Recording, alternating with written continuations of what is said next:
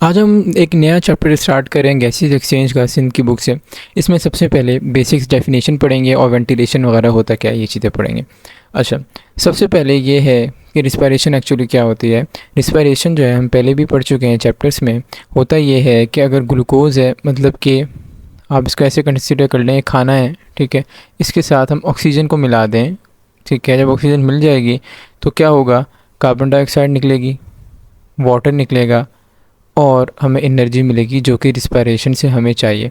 तो ये कुछ होता है। ग्लूकोज मतलब खाने के साथ हम ऑक्सीजन को मिला देते हैं, इसको कहते हैं हम ऑक्सीडेशन ऑफ फूड करें, फूड को ऑक्सीडाइज करें, कार्बन डाइऑक्साइड, वाटर और एनर्जी मिलती है। तो यही मेंशन रिस्पायरेशन से क्या होता है, हम एनर्जी गेन करते हैं बाय ऑक्सीडाइजिंग फूड, फूड को ऑक्सीडाइज करते हैं। और क्या होता है, एरोबिक रिस्पायरेशन का मतलब है कि ऐसी रिस्पायरेशन जिसमें ऑक्सीजन है। कुछ ऐसी रिस्पायरेशंस भी होती हैं जिसमें विदाउट ऑक्सीजन होती है, उसमें बहुत कम एनर्जी हमें मिलती है। यहाँ पर हम एरोबिक रिस्पायरेशन ही पढ़ रहे हैं। इसमें क्या होता है, ग्लूकोज जो है हमारे सेल में, जैसे अभी पढ़ा मैंने बताया कि ऑक्सीडाइज होता है, ऑक्सीजन के साथ मिलेगा, with the help of oxygen energy release होगी और बाय प्रोडक्ट में कार्बन डाइऑक्साइड और वाटर भी रिलीज़ होगा। अच्छा, तो हमें अब ज़ाहिर है हमारी एक्टिविटीज़ इतनी ज़्यादा हैं बॉडी में कि हमें कंटिन्यूस सप्लाई ऑफ एनर्जी चाहिए। अगर कंटिन्यूस सप्लाई ऑफ एनर्जी चाहिए तो कंटिन्यूस सप्लाई ऑफ ऑक्सीजन भी चाहिए, क्योंकि अगर कंटिन्यूस सप्लाई ऑफ एनर्जी होगी तो ही रिस्पायरेशन होगी और कंटिन्यूस सप्लाई ऑफ ऑक्सीजन मिलेगी। तो इसीलिए हमें कंटिन्यूस सप्लाई ऑफ ऑक्सीजन चाहिए टू परफॉर्म बॉडीली फंक्शंस, ठीक है। और ये मेंशन है कि ऑक्सीजन नहीं हो तो विद इन फ्यू मिनट्स हमारी डेथ हो सकती है। अच्छा, अब अगला कॉन्सेप्ट जो है वो है वेंटिलेशन का। वेंटिलेशन का मतलब क्या है, देखिए, हमारा गैसेस का एक्सचेंज करना, मतलब ऑक्सीजन का अपनी बॉडी में लेना और कार्बन डाइऑक्साइड का बॉडी से बाहर निकालना, ये कहलाता है गैसेस एक्सचेंज कह लें आप इसको, वेंटिलेशन कह लें, या आप एक्सटर्नल रिस्पायरेशन का नाम दे सकते हैं। जो मैंने आपको ऊपर बताया, एनर्जी जिससे हम प्रोसेस से हम लेते हैं ग्लूकोज के साथ ऑक्सीजन मिला के, वो इंटरनल रिस्पायरेशन है। ये वाली गैसेस एक्सचेंज के प्रोसेस बॉडी से बाहर हो रहा है, एटमॉस्फेयर से हम ऑक्सीजन ले रहे हैं, एटमॉस्फेयर में कार्बन डाइऑक्साइड दे रहे हैं, तो इसको हम कहते हैं एक्सटर्नल रिस्पायरेशन कह सकते हैं, वेंटिलेशन कह सकते हैं, ब्रीद इन कह सकते हैं। सारी चीज़ें एक ही काम के लिए यूज़ होती हैं, सारे वर्ड्स। तो अब इसमें होता क्या है कि movement of air from the atmosphere into the lungs, air का मतलब यहाँ हो गया ऑक्सीजन, और बैक इनटू द एटमॉस्फेयर मतलब कार्बन डाइऑक्साइड हम बाहर निकालते हैं, तो क्या कहलाएगा, वेंटिलेशन कह लें, ब्रीदिंग कह लें, एक्सटर्नल रिस्पायरेशन कह लें, कुछ भी कह लें, गैसेज एक्सचेंज कह लें। अच्छा, अब मेन फंक्शन ऑफ लंग्स क्या है ह्यूमन बींग में, is to manage gases exchange. जो गैसेज एक्सचेंज होता है, ऑक्सीजन का अंदर लेना, कार्बन डाइऑक्साइड को बाहर निकालना, तो इसका जो की रोल जो प्ले करता है वो एक्चुअली लंग्स प्ले करते हैं। ये mention exchange between the body internal circulatory system to an organism and its internal environment. यहाँ पर बस ये कहना चाह रहे हैं कि हम बाहर से ऑक्सीजन ले रहे हैं और एटमॉस्फेयर को कार्बन डाइऑक्साइड दे रहे हैं, तो की रोल जो इस पूरे प्रोसेस में प्ले करता है वो लंग्स है। अच्छा, अब लंग्स के साथ कुछ और भी स्ट्रक्चर्स इन्वॉल्व होते हैं जो कि लंग्स के काम करने में हेल्प करते हैं, ठीक है। तो respiratory related areas of the lungs consist of respiratory bronchioles, ठीक है। ये अब जो ये चीज़ें हैं जो मैं आपको बता रहा हूँ, रिस्पायरेटरी ब्रोंक्यूल्स हो गया, एल्वुलर डक्ट्स हो गया, एल्वुलर सैक्स हो गया, थिन मेम्ब्रेन एल्वुलाई हो गया, ये सारी चीज़ें लंग्स का पार्ट है, ठीक है। एक लंग्स एक बड़ी टर्मिनोलॉजी है, मैं यहाँ बनाता हूँ। लंग्स एक बड़ी टर्मिनोलॉजी है, इसके अंदर ब्रोंक्यूल्स भी आ जाएंगे, इसके अंदर एल्वुलर डक्ट भी आ जाएगी, इसके अंदर एल्वुलर सैक्स भी आ जाएंगे। अब क्या होते हैं ये सारी चीज़ें हम बाद में पढ़ेंगे इस चैप्टर में, ठीक है। पूरी डिटेल में हर चीज़ पढ़नी है। अच्छा, यहाँ पर थोड़ा सा इन्होंने ओवरव्यू दिया है, मगर मेरे हिसाब से ओवरव्यू हम जब डिटेल में पढ़ ही लेंगे तो ओवरव्यू की कोई ज़रूरत ऐसे तो भी नहीं है, हम डिटेल में इस चैप्टर में सारी चीज़ें कंप्लीट कर लेंगे। अच्छा, अब रिस्पायरेटरी सरफेस क्या होता है, देखें, ऐसा सरफेस जहाँ पर गैसेज एक्सचेंज होनी है उसको रिस्पायरेटरी सरफेस कह रहे हैं। तो वर्ड इंडिकेट करे, रिस्पायरेटरी मतलब मैंने बताया, एक्सटर्नल रिस्पायरेशन का क्या मतलब है, गैसेज एक्सचेंज, और सरफेस का तो आपको जब पता है कोई जगह, तो ऐसी जगह जहाँ गैसेज एक्सचेंज हो रही हो उसको कहेंगे रिस्पायरेटरी सरफेस। ये mention the surface where exchange of gases take place with its environment, ठीक है, इसको रिस्पायरेटरी सरफेस कहते हैं। तो हमारी बॉडी में कौन सी रिस्पायरेटरी सरफेस होगी, हमारी बॉडी में मैंने बताया जैसे लंग्स जो है वो मेन रोल प्ले करते हैं। अब लंग्स के भी बहुत सारे पार्ट हमने देखे, ब्रोंक्यूल्स वगैरह बहुत सारे, तो उसके अंदर भी कौन सा, एल्वुलाई, ठीक है। अब ये क्या होता है एल्वुलाई, लंग्स का सबसे छोटा यूनिट जो है वो एक ऐसा कुछ स्ट्रक्चर होता है एल्वुलाई, जिससे क्या होता है ब्लड कैपिलरीज इसके साथ मौजूद होंगी और ये ब्लड कैपिलरीज से क्या करेगा, गैसेज एक्सचेंज कर लेगा, ठीक है। इसको ऑक्सीजन दे देगा और ब्लड से कार्बन डाइऑक्साइड ले लेगा, फिर ये बॉडी से बाहर निकाल देगा। ये पूरा मैकेनिज्म हम जो है आगे चैप्टर्स में पढ़ेंगे।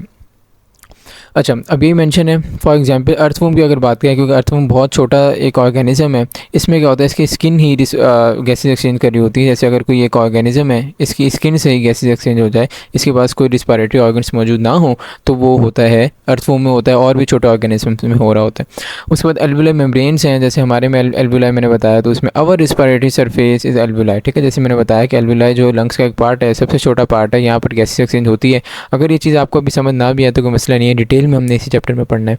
अच्छा, अब रिस्पायरेटरी सरफेस जो है, ऐसी सरफेस जहाँ पर रिस्पायरेशन मतलब गैसेज एक्सचेंज होनी है, उसको कुछ करैक्टर्स होने उसके चाहिए कि जिससे वो अच्छी गैसेज एक्सचेंज कर सके। अब क्या करैक्टर्स होंगे? वो गीला मतलब मॉइस्ट होना चाहिए, मॉइस्ट होगा तो अच्छी गैसेज एक्सचेंज हो सकती है, एक पहली बात ये। दूसरा थिन, थिन क्यों भाई? एक चीज़ अगर देखें बहुत मोटी है, ठीक है, और गैस ने इसके क्रॉस पास करना है तो इसको बहुत सारी लेयर्स इसकी क्रॉस करनी पड़ेंगी, मगर उसके ही मुकाबले में एक चीज़ बहुत पतली है तो इसको थोड़ा सा रेजिस्टेंस मिलेगा, एक ही मतलब थोड़ी सी थिन सी लेयर है इसको पास करने के लिए, तो इसीलिए इसको जो रेस्पिरेटरी सरफेस है उसको थिन होना चाहिए। तीसरा परमेबल, परमेबल तो भाई देखें, परमेबल का मतलब है अलाउ करे। अगर गैसेस को, ये कोई सरफेस है, अगर ये सरफेस गैस को अलाउ ही नहीं करी तो ज़ाहिर है गैसेज एक्सचेंज कैसे होगी? तो ये तो बहुत ही ज़्यादा ज़रूरी है कि वो जो सरफेस है वो अलाउ करे गैसेस को आसपास जाना, तो ये तो बहुत ज़्यादा इंपॉर्टेंट है। उसके बाद large surface area and volume ratio, इसका मतलब क्या है? देखें, सरफेस एरिया, अगर ये कोई ऑर्गेनिज्म है, जैसे अमीबा की हम एग्जांपल ले लें, या अमीबा का वॉल्यूम जो है बहुत कम है मगर सरफेस एरिया बहुत ज़्यादा है, क्यों? क्योंकि फोल्ड्स बने हुए हैं, इससे सरफेस एरिया बहुत ज़्यादा है, तो कहीं से भी ये गैसेज एक्सचेंज कर सकता है। सिमिलरली अगर हम हमारे अपने ह्यूमंस में देख लें, ह्यूमंस में जहाँ गैसेज एक्सचेंज होती है, जैसे मैंने अभी बताया, वो सबसे छोटा यूनिट होता है एल्वुलाई लंग्स का, ठीक है। तो एल्वुलाई आपका, ये तो हमारी बॉडी है, अगर आप देखें ये हमारा फेस है, ये हमारी बहुत रफ से डायग्राम बनेगी ज़ाहिर है, ठीक है। बॉडी तो बहुत बड़ी है, इसका वॉल्यूम तो बहुत बड़ा है। अब आपका एल्वुलाई तो छोटा सा है, मगर होता क्या है, ऐसे एल्वुलाई हज़ारों करोड़ों एल्वुलाई होंगे, जब हज़ारों करोड़ों एल्वुलाई होंगे ये सब मिलकर बहुत बड़ा सरफेस एरिया बना लेंगे, इतना बड़ा सरफेस एरिया बना लेंगे कि हमारी बॉडी के वॉल्यूम से सरफेस एरिया बढ़ जाएगा। जब सरफेस एरिया बॉडी के वॉल्यूम से बढ़ जाएगा तो अच्छी गैसेज एक्सचेंज हो सकती है। आपकी पिछली बुक में मेंशन भी था, अगर एल्वुला है तो ऐसे हज़ारों करोड़ों जितने एल्वुला मौजूद हैं उनको हम खोल के सीधा कर दें तो फुटबॉल फील्ड जितना बड़ा एरिया बन सकता है। तो उससे आप आइडिया लगा लें, हमारा वॉल्यूम जो है तो बहुत छोटा रह जाएगा और सरफेस एरिया बहुत बड़ा हो जाएगा और अच्छी गैसेज एक्सचेंज हो जाएगी। तो ये बहुत कंपलसरी है, कोई भी ऑर्गेनिज्म हो उसका सरफेस एरिया उसके वॉल्यूम से ज़्यादा हो तो जाके गैसेज एक्सचेंज अच्छी होती है। अच्छा, अब इसी की थोड़ी सी डिटेल उन्होंने आगे बताई भी है। क्या डिटेल है? करैक्टर्स ऑफ रिस्पायरेटरी सरफेस क्या है भाई? मॉइस्ट होना चाहिए। रिस्पायरेटरी सरफेस मतलब एल्वुला जो ह्यूमन्स में मस्ट भी मॉइस्ट, जिसकी वजह से क्या होता है गैसेज एक्सचेंज अच्छी हो जाती है।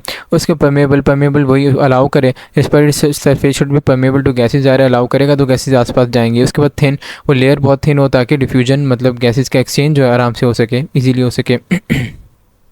अच्छा भाई, इसके बाद और क्या इन्होंने आगे बताया है कि लार्ज सरफेस एरिया, ये वही बात है, in our lungs we have million of alveoli, ठीक है, बहुत ज़्यादा एल्वुलाई आते हैं, वो कलेक्टिव सरफेस एरिया है several fold larger in relation to our total volume. वही बात है मैंने बताई है, अगर ये एक एल्वुलाई है, इसका जो हज़ारों करोड़ों एल्वुलाई जब मिला लेंगे उनका टोटल सरफेस एरिया हमारी बॉडी के वॉल्यूम से बहुत ज़्यादा हो जाएगा।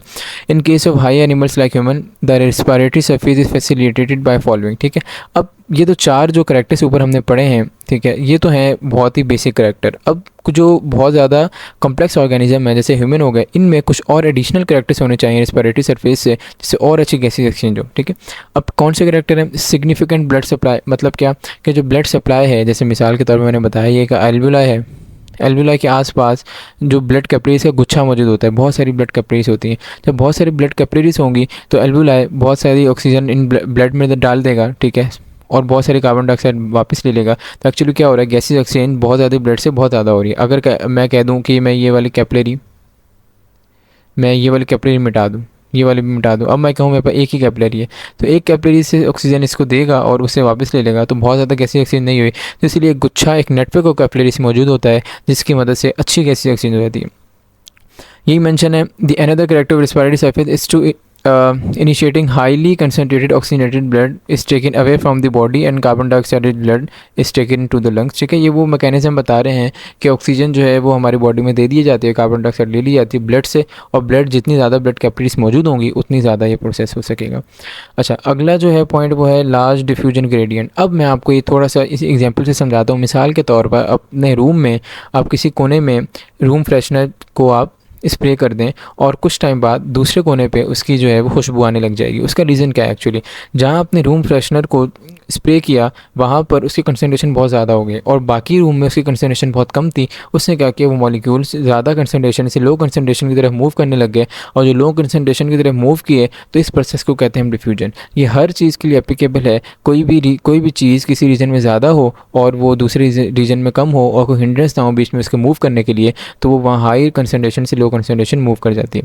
तो ऐसे ही अगर मिसाल के तौर पर ये बाहर इन्वायरमेंट है, अंदर हमारी बॉडी है, ह्यूमन बॉडी है, तो इन्वायरमेंट में ऑक्सीजन का बहुत ज़्यादा होना ज़रूरी है और हमारे अंदर ऑक्सीजन का कम होना ज़रूरी है एज़ कम्पेयर टू इन्वायरमेंट, ताकि एक ग्रेडियंट बन जाए, एक डिफ्यूजन ग्रेडियंट ज़्यादा और कम वाला, और ऑक्सीजन अंदर मूव कर जाए, ठीक है, एक चीज़। दूसरा, हमारी बॉडी में कार्बन डाइऑक्साइड का ज़्यादा होना और इन्वायरमेंट में कार्बन डाइऑक्साइड का एज़ कम्पेयर टू बॉडी कम होना ज़रूरी है, क्योंकि फिर एक ग्रेडियंट बन जाए, कार्बन डाइऑक्साइड हमारी बॉडी से बाहर निकल जाए। तो ये प्रोसेसेस जो हैं, ये जो डिफ्यूजन ग्रेडियंट बनाना, ये बहुत ज़्यादा क्या है, इंपॉर्टेंट है। अच्छा, अब क्या मेंशन है, for the purpose of continuous breathing oxygen concentration alveoli higher than in the capillaries, ठीक है। ऑक्सीजन कंसनट्रेशन ज़ाहिर है एल्वुलाई है, अगर ये तो एल्वुलाई से कैपिलरी में आनी है ना ऑक्सीजन, जैसे मैंने ऊपर बताया। तो यहाँ अगर ऑक्सीजन ज़्यादा होगी तो ही कैपिलरीज में आएगी, अगर ऑक्सीजन की कंसंट्रेशन यहाँ कम हो जाए तो कैपिलरीज में नहीं आ सकेगी।